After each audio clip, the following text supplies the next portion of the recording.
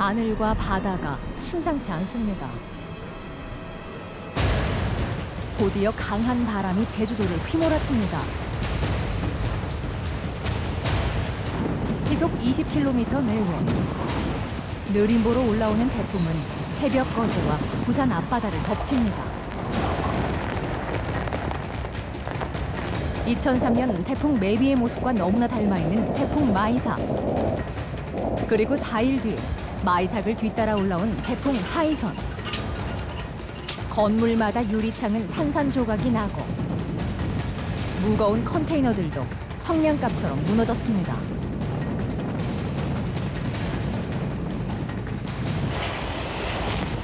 이 태풍들을 슈퍼 태풍의 전조로 보는 이유입니다. 집마저 날려보낼 강한 바람과 1000mm가 넘는 엄청난 폭우.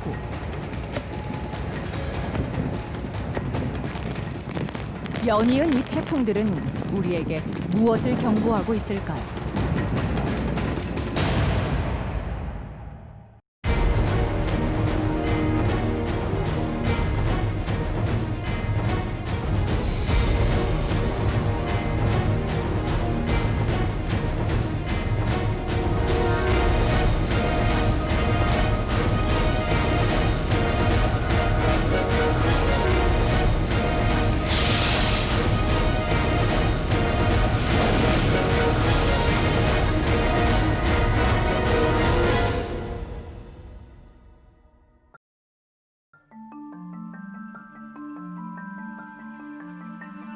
지난 8월 11일 홍수가 잠잠해진 낙동강변 풀숲에 암소 한 마리가 보입니다.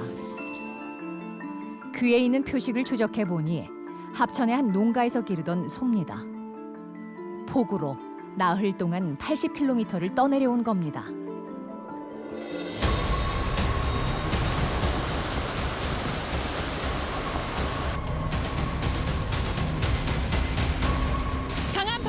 고압 전선이 끊어지면서 이 일대 600여 호의 전기도 모두 끊겨버린 상황입니다.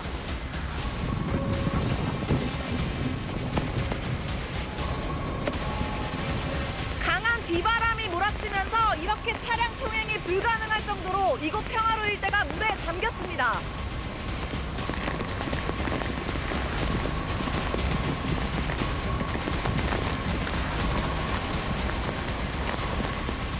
태풍이 눈앞으로 다가온 것을 실감할 수 있습니다. 빗줄기는 점점 더 굵어지고 있고 바람은 계속 강해져서 지금 제가 몸을 휘청일 정도인데요. 태풍 마이삭은 1시간 정도 뒤쯤인 새벽 2시쯤 부산에 가장 근접할 것으로 보입니다.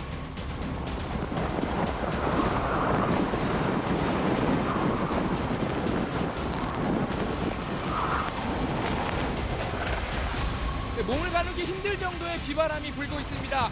가로수가 통째로 뽑혀 있고 어디서 날아오는지 모르는 돌멩이와 파편이 계속해서 날아듭니다.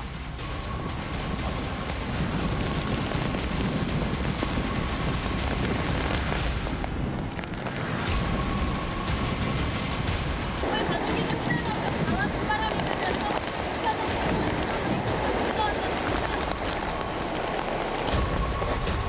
KNN 뉴스 촬영팀도 너무 강한 바람에 촬영을 중단해야 했습니다. 바람은 단순히 강하다는 표현을 넘어서 있었습니다. 태풍이 덮친 현장입니다. 해운대에 밀집한 고층 아파트들입니다. 태풍의 빌딩풍까지 더해져 유리창이 대부분 깨졌고 창틀도 온데간데 없습니다. 초속 40m가 넘는 바람에 컨테이너도 성냥갑처럼 날아갔습니다. 간판과 가로수, 가로등은 바람을 이기지 못하고 휘어지고 찢겨지면서 흉기로 돌변했습니다. 강풍 앞에 어디 하나 안전한 공간이 없는 것입니다. 바람은 비구름을 몰고 오면서 폭우 피해도 잇따릅니다. 도시는 호수가 됐습니다. 순간적인 폭우로 물이 폭포처럼 쏟아지고 하수구는 역류합니다. 저지대와 지하차도, 식당과 상가에도 물이 들어찼고 차들은 도심을 둥둥 떠다니고 행인들은 도로에서 파도를 맞습니다. 물에 잠긴 공원에는 사람 키보다 큰 나무만 간신히 고개를 내밉니다. 농촌 마을은 어떨까요? 배와 사과는 속절없이 떨어져 나뒹굽니다. 나무가 꺾이는데 과일들은 버틸 재간이 없습니다. 벼와 채소 등 작물들은 모두 쓰러졌고 논은 물에 잠겼습니다. 비닐하우스의 철제 구조물들도 날아가거나 찢겨집니다. 어촌마을도 마찬가지입니다. 파도는 방파제를 넘어 마을을 덮쳤고 횟집에는 물이 들어찼습니다. 강풍과 파도가 몰고 온 쓰레기들로 해안가가 온통 쓰레기장이 됐습니다. 어디서부터 손을 봐야 할지 답이 없는 상황입니다.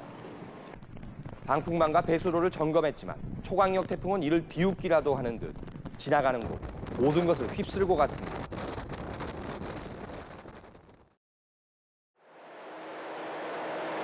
취재 기자가 바람 체험장에서 비바람을 맞아봅니다. 우산을 펴자마자 부서지고 사람도 더 이상 서 있지를 못합니다. 이 체험장의 최대 풍속인 초속 30m의 모습입니다. 하지만 태풍 마이삭은 이미 통영에 도달했을 때 순간 최대 풍속이 초속 46m를 넘었고 하이선은 중심에서 초속 60m를 넘어섰습니다. 사람이 날아갈 수 있는 세기의 바람, 태풍. 당시 해안가와 마을 도시를 덮쳤을 때 태풍 소리입니다.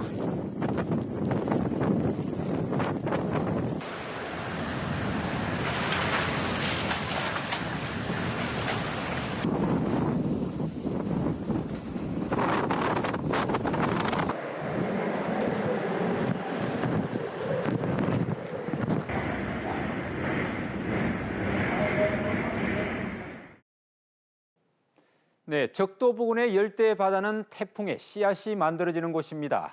바다 온도가 최소한 26.5도 이상이 그 조건입니다. 네, 여기서 엄청난 양의 수증기가 올라가면서 구름이 형성됩니다. 이 과정에서 태풍의 눈이 만들어집니다.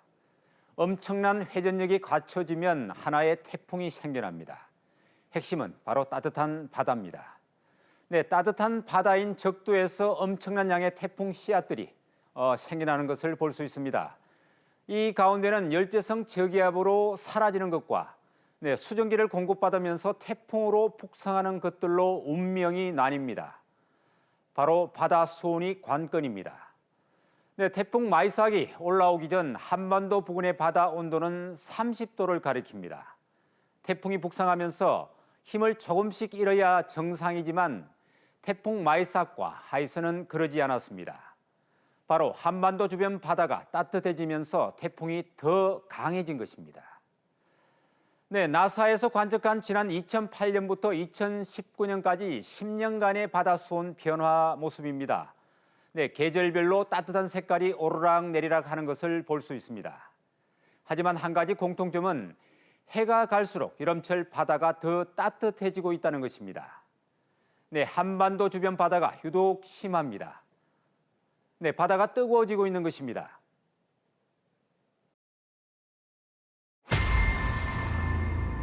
지난 2013년 필리핀을 강타한 태풍 하이엔입니다. 태풍의 눈이 유달리 선명합니다. 그만큼 태풍의 위력이 강하다는 증거입니다. 당시 바람 세기는 1분 동안을 평균하자 초속 87.5m에 달했습니다. 달리는 기차도 날려보낼 정도였습니다. 이 때문에 주민 7천여 명이 목숨을 잃었습니다. 태풍이 자연 현상이 아니라 무서운 파괴자가 된 것입니다. 이 참사로 하이엔이라는 이름은 영구적으로 퇴출됐습니다. 100년 전보다 바다 온도가 1도가량 높아지면서 빚어진 현상입니다. 문제는 한반도입니다. 한반도 주변 해역은 세계 평균보다 더 높이 올랐습니다.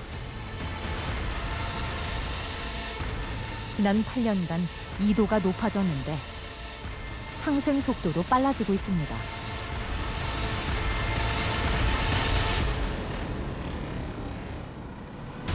당연히 괴물 태풍이라는 슈퍼 태풍의 가능성도 점점 커지고 있습니다. 바다 수온 상승이 괴물 태풍을 만들 수 있다는 경고가 이미 현실이 됐다는 진단입니다. 17년 전 2003년 9월 10일 밤으로 돌아가 보겠습니다. 이 괌 북쪽 해상에서부터 태풍이 올라옵니다. 우리에겐 악몽이었던 태풍 매미가 최저기압 950헥토파스칼, 최대 풍속 초속 60m의 바람을 몰고 한반도로 돌진합니다. 역대 한반도 상륙 태풍 가운데 가장 강한 바람입니다. 이렇게 수많은 기상 기록을 갈아치운 결과는 참혹했습니다. 당시 태풍 매미로 117명이 숨졌고 13명이 실종됐습니다. 당시 기준으로 4조 2천여억 원의 재산 피해가 났습니다. 9천여 채의 가옥이 파괴됐고 30개의 교량이 무너졌습니다. 그 피해는 태풍의 경로였던 부산 경남에 집중됐습니다. 부산 북항의 대형 골리앗 크레인은 엿가락처럼 휘어졌습니다. 특히 마산의 피해가 심각했습니다. 1900년 개항 이래 한 번도 피해가 없었던 마산항에는 17m의 파도가 덮쳤습니다. 순식간에 들어찬 물에 18명이 숨졌습니다. 엄청난 피해를 낳은 매미는 공식적으로 태풍의 이름에서 완전히 퇴출됐습니다. 그렇다면 왜 이렇게 강했을까요? 이유는 바닷물의 온도에 있었습니다. 당시 매미가 지나온 길의 해수 온도는 30도를 웃돌았습니다. 태풍의 에너지원이 되는 열이 가시질 않았던 것입니다. 부산 경남을 핥히고 간 태풍 마이삭도 매미와 닮았습니다. 남해안 역시 예년보다 해수 온도가 높아진 상태여서 이 마이삭은 통영 매물도에서 초당 46m의 강풍을 기록했습니다. 9월 이후에 찾아온 태풍이란 점도 닮았습니다. 바닷물이 점점 따뜻해지면서 가을 태풍이 더 강력한 것입니다. 2016년 태풍 차발을 봐도 알 수 있습니다. 차발은 더 늦은 10월에 한반도를 강타했는데도 이 10m 이상의 파도로 도심을 물바다로 만들었습니다. 제2, 제3의 매미는 이제 우연이 아니라 현실이 되고 있습니다.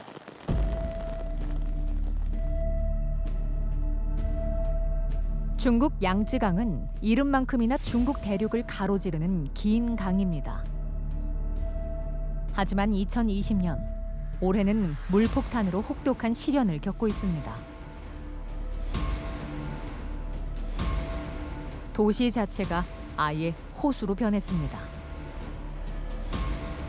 곡창지대였던 양쯔강 유역의 거대한 평원은 찾아볼 수 없습니다. 100년 빈도로 찾아온다던 홍수가 밀어닥친 겁니다.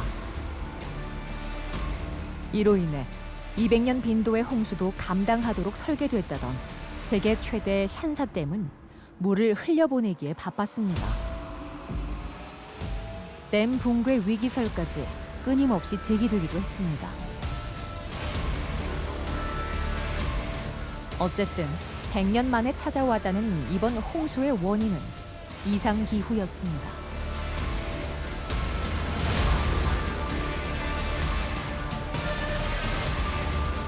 (40도가) 넘는 폭염에 온 유럽이 열병을 앓고 있습니다.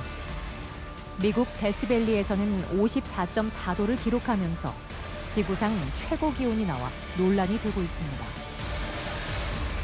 호주와 시베리아는 엄청난 면적의 산림들이 불에 탔습니다. 예측하기 힘든 기상이변들이 속출하고 있는 겁니다. 이런 식이라면 앞으로 우리가 사는 지구는 또 어떻게 될까요?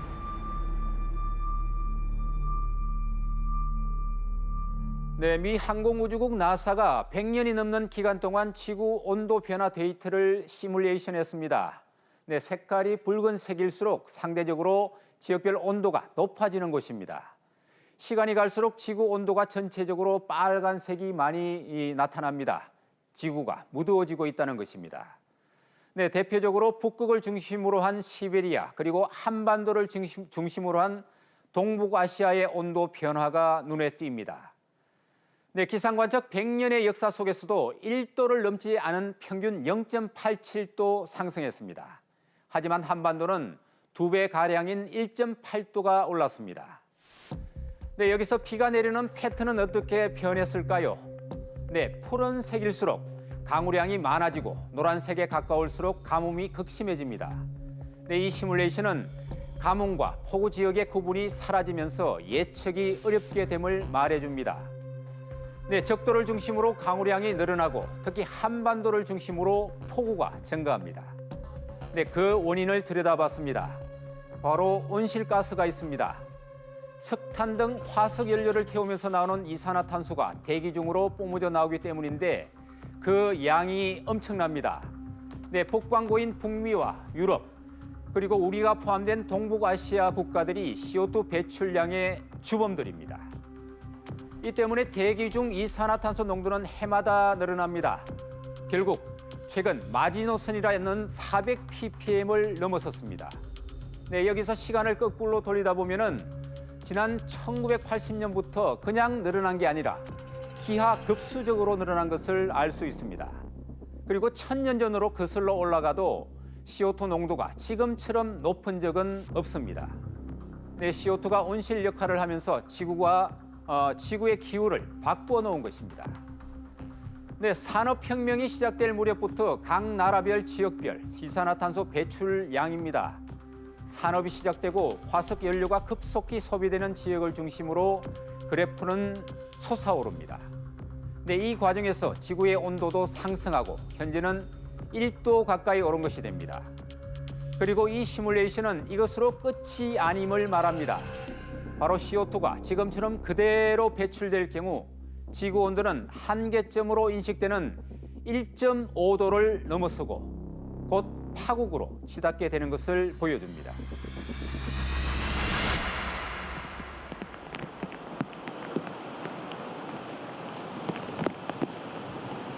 그 파국으로 치닫는 대표적인 현상이 바로 바다 수온이 올라가고 그로 인해 해수면이 상승하는 겁니다.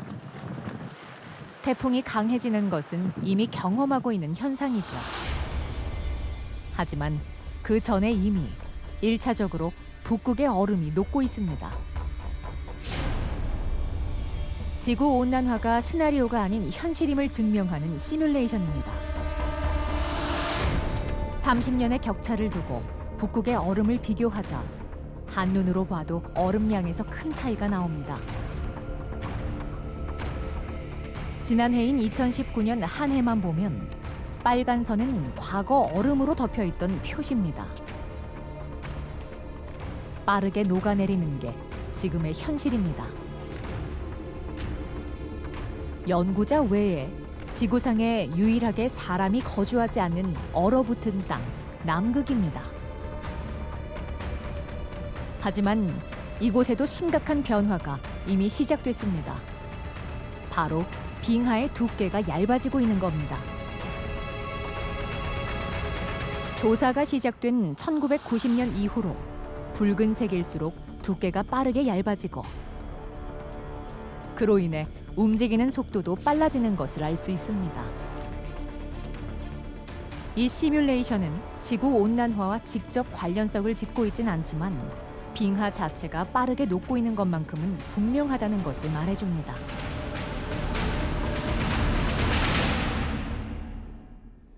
올해 장마에 대한 기억 뚜렷이 남아있을 겁니다. 장마 일수가 엄청나게 길어진 것과 폭우가 도시와 들녘과 강을 삼켰다는 것, 그리고 이런 현상들을 처음 겪어봤다는 어르신들의 경험들이 쏟아집니다. 70년도 사는데 요번에 그만 한 방에 그만 싹 가버린 거라. 참나 어디 가도 펑펑 울어버리시면 좋겠어. 어제 물이 막 들어왔거든. 이것이 들어왔어. 물이. 요것도 다 바람이. 이리 하기는 우리 평생에 처음이라. 나 80이 다 들어. 내가 장사를 한 20년 여기서 했는데 여기서만 그 물이 이리 많이 드는 건 처음이에요. 40년을 넘게 이걸 해가지고 우리 자식들을 공부를 다 시켰어요. 공부 다 지금 막내를 데리고 있습니다. 그런데 이번에 이렇게 돼보는 게 처음 먹고 있어요. 밥이. 뭐 한 이틀 동안 밥도 안 먹었고 다 떠내려가고 없고 지금은 어떻게 해야 될지도 모르겠고 잘 모르겠습니다. 이제 뭐 어디로 가야 될지. 기상 관측 일의 가장 긴 장마. 이 장마 전체 기간 강우량을 시뮬레이션 해봤습니다. 글자가 커진 부분이 장마 전선으로 폭우가 쏟아지고 있다는 것인데 전국적으로 오르락 내리락 합니다. 네, 장마는 50일이 넘었지만 비는 짧은 순간 물폭탄이 됐습니다. 부산은 단 몇 시간 내린 비로 수중 도시로 변합니다. 그리고 보름여 뒤 경남도 곳곳이 바다가 됐습니다.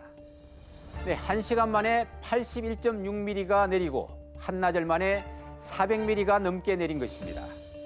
네, 기상청 예보 자체가 근본적으로 빗나갔습니다. 네, 그렇다면 앞으로는 어떻게 될까요? 네, 지금과 같은 상황이 그대로 진행될 때 10년 뒤 상황을 예측한 시뮬레이션입니다. 바다와 수영강을 매립해 만든 마린시티와 센텀시티입니다. 네, 수영강에서 범람한 물이 나루 공원을 넘고 서서히 센텀시티를 덮칩니다. 네, 고층 아파트 하단부가 물에 잠기고 곧이어 수영강 주변이 수중도시가 됩니다. 네, 10년 뒤라고 하지만 이미 우리는 현실에서 경험한 모습입니다. 네, 한반도 전체적으로 해안가 주변의 침수가 심각한 수준인 것입니다. 네, 지구 온난화로 인한 피해가 먼 이야기가 아니라 이미 현실로 닥쳐온 것입니다.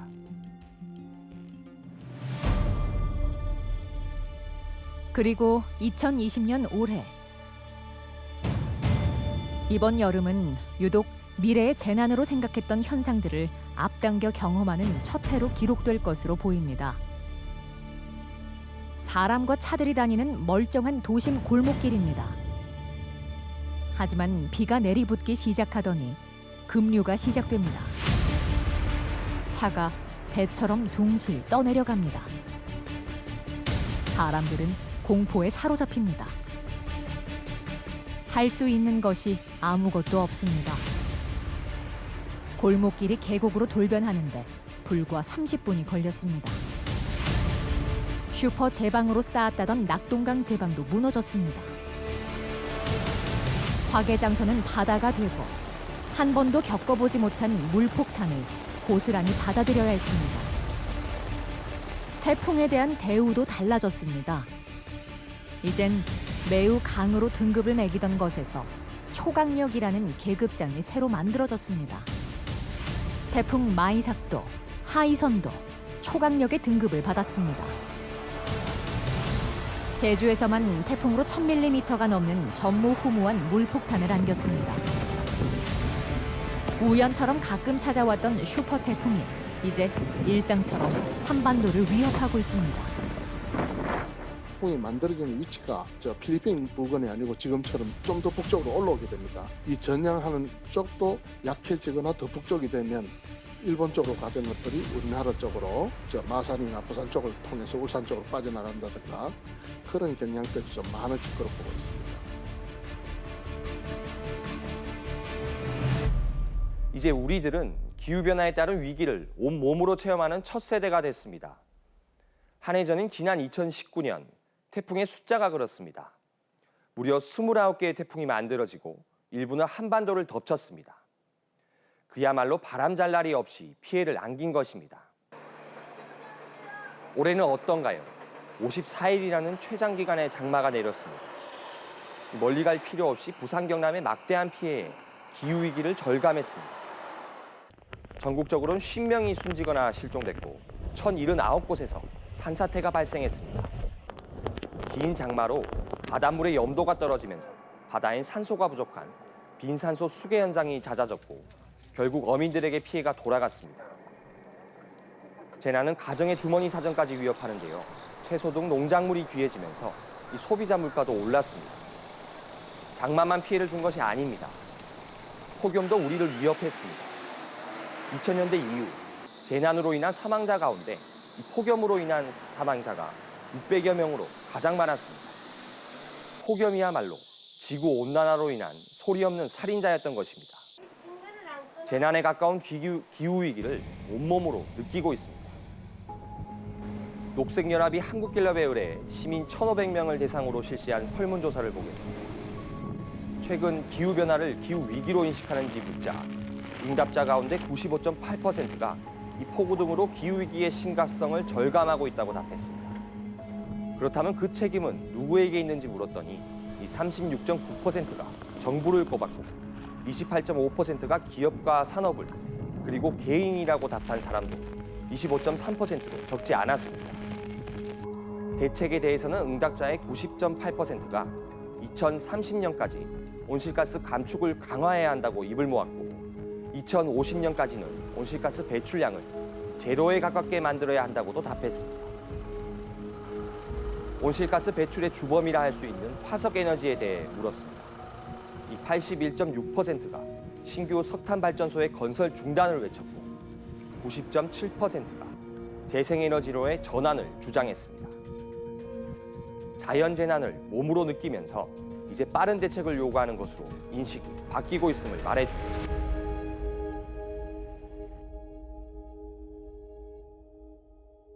화석 연료에 의존하던 시대에 배출이 폭발적으로 늘었던 이산화탄소. 배출량을 줄이고 또 멈춰야 하지만 상황은 더 심각합니다. 이럴 경우 사람들에게 지구는 하나가 아니라 3.3개가 필요합니다. 우리나라는 어떨까요? 이미 세계 7위인데 1인당은 세계 4위입니다. 사실상 기후에 대해서만큼은 악당 국가라는 별명까지 얻었습니다. 지난 물난리에 죽은 줄만 알았던 소를 되찾은 노부부. 한 번도 홍수 피해를 입지 않았던 축사가 물에 잠겼던 것을 생각하면 지금도 아찔합니다. 그러면서도 돌아와준 고마운 소를 보면서 희망을 이야기합니다. 지도 뭐 미지려가고 살았지 뭐 밀장한 것도 뭐 죽었지 이것은 뭐 참고지 그래도 됩니까?